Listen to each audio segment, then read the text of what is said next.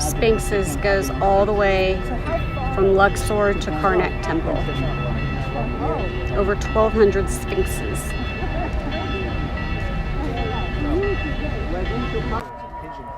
We're walking towards the first pylon of Karnak Temple, and since the afternoon call to prayer is happening, we can guess it's about 3:30 in the afternoon.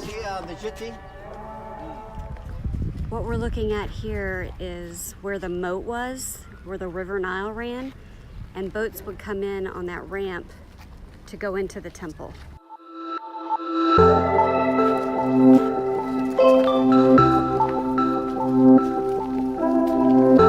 This is the Avenue of Sphinxes. They all have little statues of Ramses II in between their front paws, and they're ram-headed for the god Amun.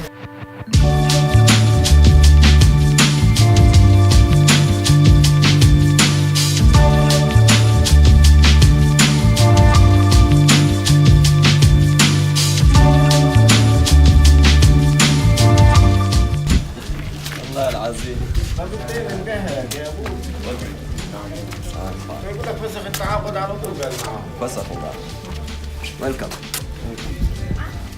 بيصوروا فيك لين هالدس البدوي ولا في الملاعب بتاعته. We are one of the most famous temples in Egypt, Karnak Temple. We just passed through the first pylon into the courtyard in front of the second pylon. On the left-hand side, there's a shrine to Seti I. Then we've got the statue of Ramses the Great, and then the entrance into the hypostyle hall through the second pylon. And on the right-hand side of this courtyard, there is a shrine to Ramses III. Now, the second pylon was started by Horemheb, and it was finished by Ramses the Great.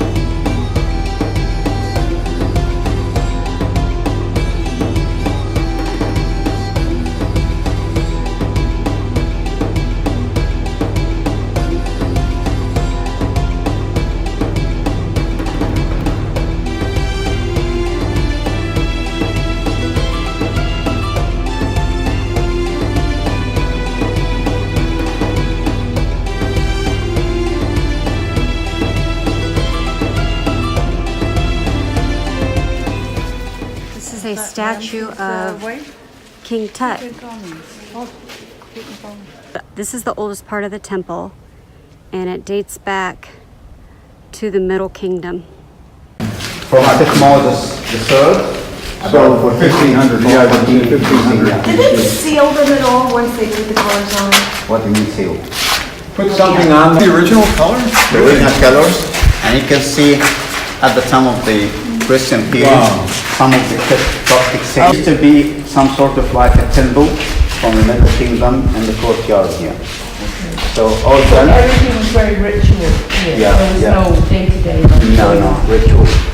And at the time of the Middle Kingdom, to the courtyard, the one we passed in the beginning, to leave their offerings to the gods. We're not allowed to go further down the courtyard. The courtyard is intended for the public to come and offer to the gods. The rest then would be This paint dates back to Tutmosis III, which is 1450 BC, so almost 4,000 years. We're walking through part of the temple that is still waiting to be reassembled. So these are just blocks that they've found, and they're trying to piece them back together again.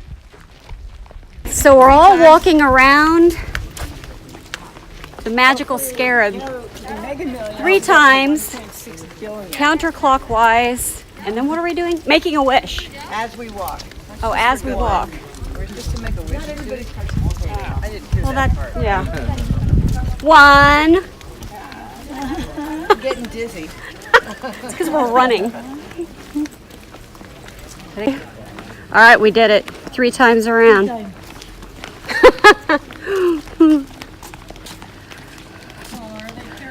So this is the 7th pylon, the 8th mines and pins. All right. They are dismantling it and rebuilding it again because of the cracks which run in the body of the pylon. Okay, so this area is like thousands of blocks gathered here, and there are some missing blocks, so it's not easy to put them together, but maybe. Okay, so we've circled Karnak, sort of. It's really, really, really, really big. And we're heading back down into the hippo style hall.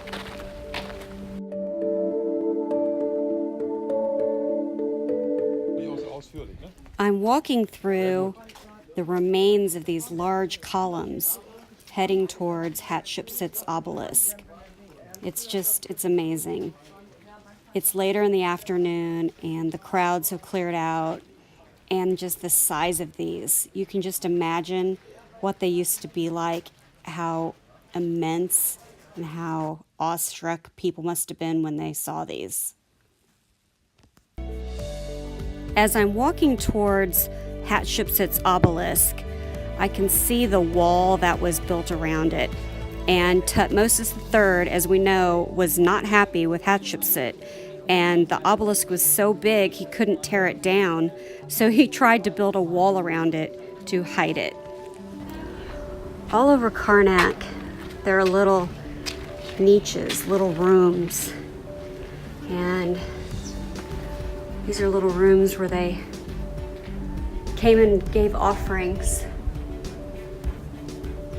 This still has some of the colors on it.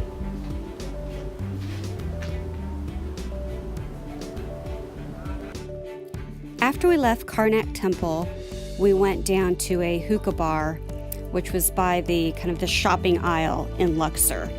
And since it was our last night of the tour, our guide, Albert, took us to one of his favorite restaurants, which had authentic Egyptian food, and it was amazing.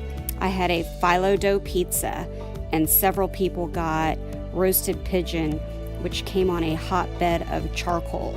So it was a really great way to end a fantastic tour.